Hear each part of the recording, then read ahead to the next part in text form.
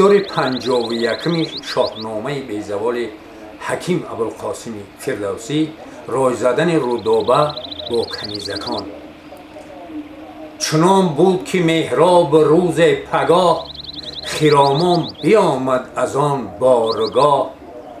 گذر کرد سوی شبستان خویش، دو خورشید دید اندر ایوان خویش. یکی همچو رودابه خوب چهر، یکی همچو سیندوختی با رای و مهر. بیاراسته همچو باغ بهار، سراپای پر رنگ و بوی و نگار.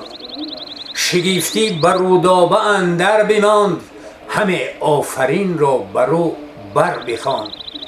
یکی سرو دید از برش گرد ماه، نهاده زی عنبر به سر بر کلاه. به دیبا و گوهر بیاراسته، بسان بهشت پر از خواسته. بپرسید سیندوخت مهراب را، ز خوشاب بگشاد اون ناب را. که چون رفتی امروز چون آمدی، که کوتاه باد از تو دستی بدی. خوی مردمی هیچ دارد همه، پی نامداران سپارد همه. چنین داد مهراب پاسخ بدوی، که سرو سیمین بری ماه روی. بگیتی در از پهلوانان گرد، پی زال زر کس نیارد سپرد. چو دست و اینانش به ایوان نگار، نبینی و برزین چونو یک سوار. دلی شیر نر دارد و زور پیل، دو دستش به کردار دریای نیل. چو برگاه باشد زرافشان بود، چو در جنگ باشد سرافشان بود. رخش سرخ ماننده ارغوان، جوان سال و بیدار و بختش جوان. بکین اندرون چون نهنگی بلاست، بزین اندرون تیز چنگ اژدهاست. نشاننده خاک در کین بخون، فشاننده خنجری آبگون. از آهو همین کش سپید است موی، نجوید جز این مردمی عیب جوی.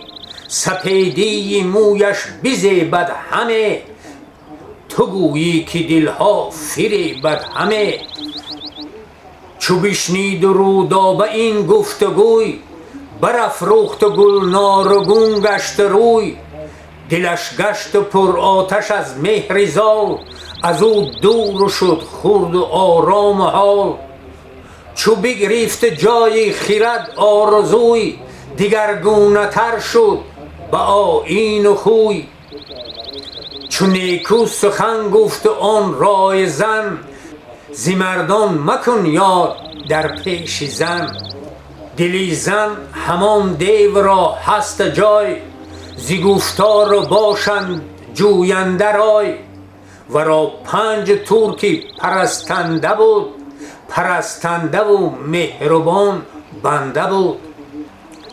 بدین بندگان خردمند گفت، که بگشاد خواهم نهان از نهفت.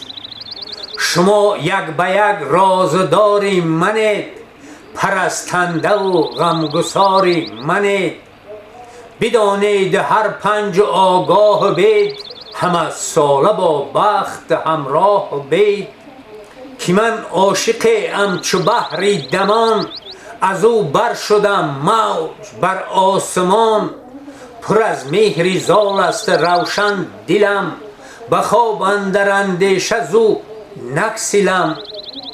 دل و جان و هوشم پر از مهر اوست، شب و روزم اندیشه چهر اوست. یکی چاره باید کنون ساختن، دل و جانم از غم بپرداختن. نداند کسی راز من جز شما، که هم مهربانید و هم پارسا.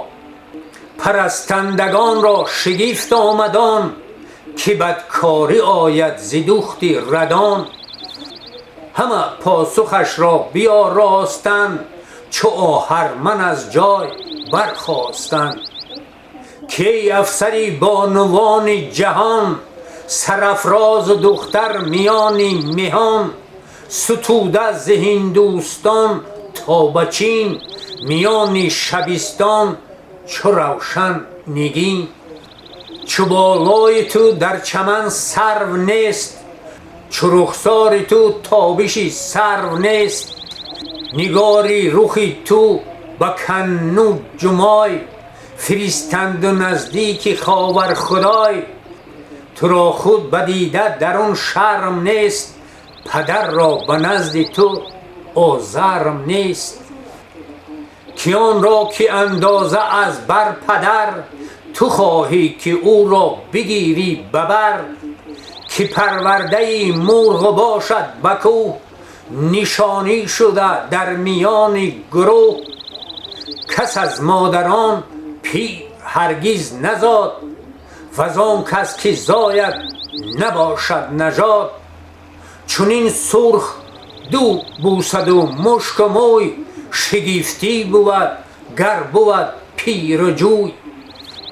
جهان سراسر پر از مهر توست، به ایوانها صورتی چهر توست. تو را با چنین روی و باوای و موی، ز چرخی چهارم خوب آیدت شوی. چو رودابه گفتار ایشان شنید، چو از باد آتش دلش بردمید. بر ایشان یکی بانگ برزد به خشم، بتابید روی و بخوابید چشم. پس آنگه به خشم و بر روی دژم، به ابرو ز خشم اندر آورده خم. چنین گفت خام است پیکارتان، شنیدن نیرزید گفتارتان. دلی من چو شد بر ستاره تباه، چگونه توان شاد بودن به ماه. به گل ننگرد آنکه او گلخور است، اگرچه گل از گل ستوده تر است. کرا سرکه دارو بود بر جگر، شود زنگ و بین درد او بیشتر.